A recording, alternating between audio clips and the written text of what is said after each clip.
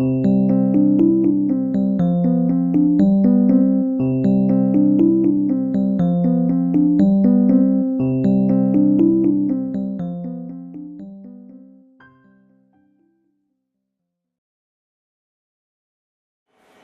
最早高中毕业的时候，第一间进入的是东吴的商用数学，所以就是学会计统计方面的东西。然后后来我自己觉得说，虽然我对数学有兴趣，但是我觉得如果成为一个股票分析师或者计算机，好像对我自己觉得那不是很对未来很大的期待这样子。后来我就转系，那转系就是念实践的空间设计，现在改为叫建筑。那空间设计念完之后，在最后一年，我们空间设计都有一个毕业制作。那时候我就开始做一些金属锻造的东西，然后有最大的作品是做一个大概8尺长、3.6米高的一个大型的雕塑。所谓锻造，就是比如说你看到一块铁，然后你要把它加热，然后去敲打，然后我就敲打出各式的形状。那时候刚好我们后面在我们学校实践刚好在盖新大楼，然后我就去跟那边的人要一些工人，要他们剩下的废料，最后就做成一个那么大的作品这样子。那原先当然是希望这个东西，我是把它看成建筑的一个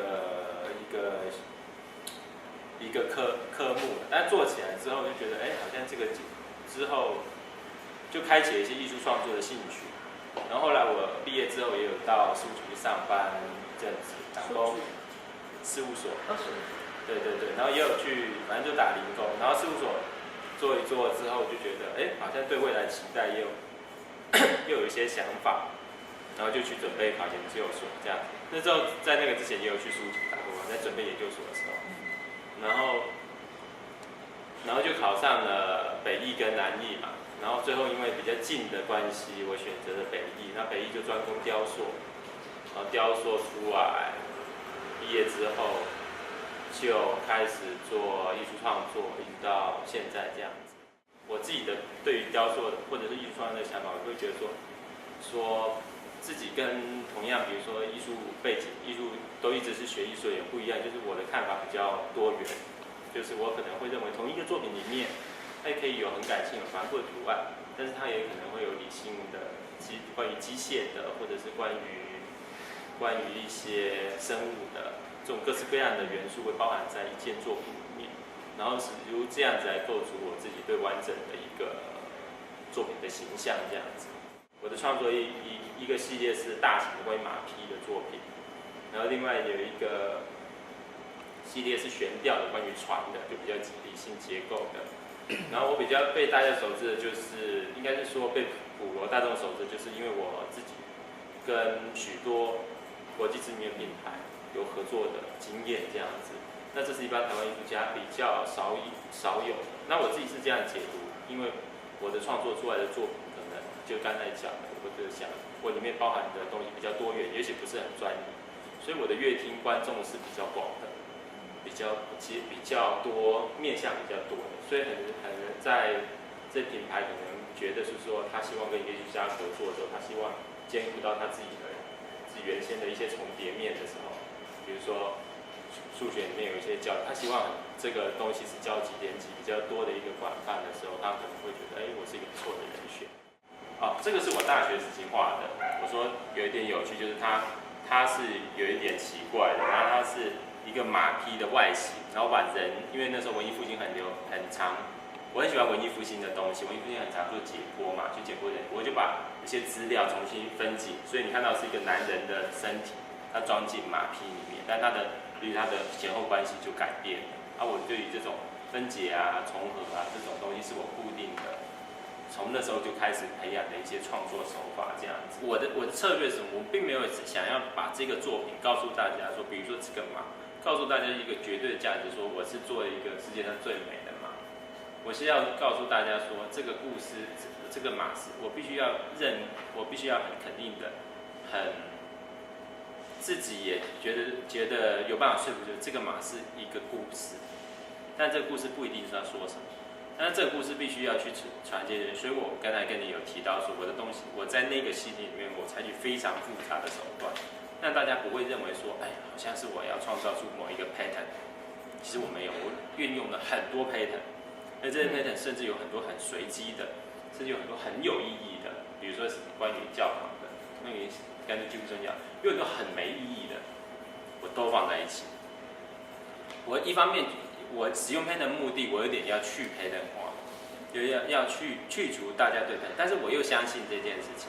那为什么我这样做呢？我有提到一点，你一定要让一个东西是，就像就像现在记忆一样，你一定要有一些东西是消失的，才会有想象。消失跟想象，我觉得是一体两面的事情，所以我才会创造出来一个那么大的复杂的图层，然后却观众会记不住它的样子。但是很多观众就会说，那个东西我真的觉得看的，我搞不清楚你前知后知是有差别。是有差别，但是这在艺术上有危险，就变成大家都以为我一直做一样的东西，但是跟我的哲理，跟我相信美学的信仰，我觉得也很这种可能性朝向我宁愿选择让它更复杂化，而花了很多东西去处理这个复杂化，因为我相信这个复杂或者这个东西会呈现出我想要告诉人家的观点。所以应该是说，你应该是说你可能要问我说，我去怎么去检择这些东西？其实我没有花太多时间在检择这些东西，但是我有一个信仰在推进一个更大的东西，我在网罗这些东西，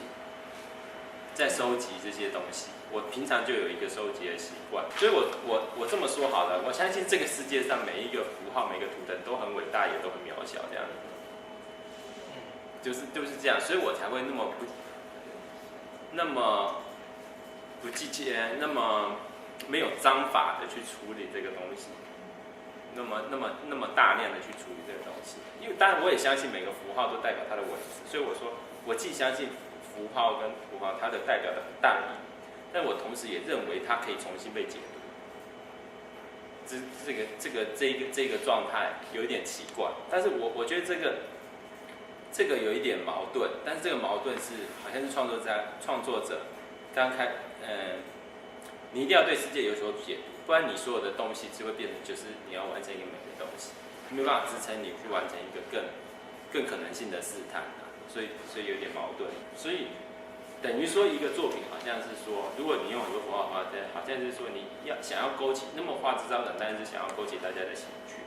那你勾起大家进去，要不要进那个门啊，或者要进谁的门啊？我觉得这个我都还在思考，还在去。当然，我希望我不是告诉大家说，我做了一个什么样的一个单向的入口，这个门有多漂亮，然后你要进来就是一定要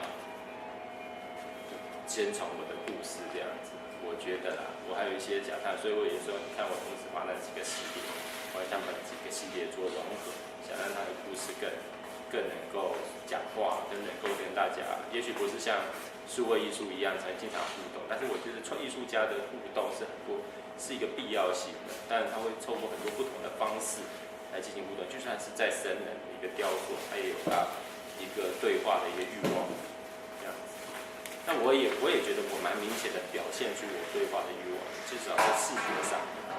视觉上表现出这个，大家来看我这个状态这样子。我其实很多人，因为我有设计背景，很多人会问我说之中的差异，我会认为说那个差异是你自己的主观的一个心态，你觉得说它就是不一样，就切分开来，就变成二元论是不一样。但是如果你觉得你去思考说它的相近相异的东西，你就会开始产生自己的观点。那这些观点就有助于你如何去做这些事情。我也在想，像我这样的人到底是理性还是感性？很多人都会讲说我是一个理性的人，但是好像又不是。我觉得我不满，我觉得好像又不能够解读这样解读，就好像我们也很难解读大家说理性是这样讲。我比较相信我的相信是我觉得二元论不够对不对？我觉得好像我们理性感性其实用二元论去分，它一个状态其实是所有的事情都是在对话。所以我有时候等于是说，当你破除这个迷障之后，你你觉得你表现说我的设计风格就是很理性，然后你就去做很多理性，你就很快就遇到钱。我教你很快就遇到自爱，那真的很感性，我这个人很感性，所以我都很随便做，很快也就遇到自爱。每个人心中一定都会有这个成分，你不要去看二元的去看这件事情的话，我觉得会比较好，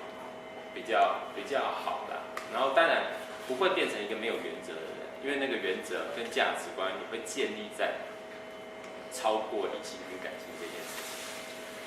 你一定会有价值观的，但是不是告诉大家说啊，这个人就是理性，好像他的价值观就是理性，他去理性的切割事情，又是算出来，好像这个，但是不然这世界上的价值观就只有两种人啊，理性感性啊，所以我们每件事情就是两派去对立就好了，就打战看谁赢就好。可是这世界上其实应该有很多种想法，树枝状的，好，可能当然会在每件事情里面流动出一个更好的解决方法。我大概觉得是这样子。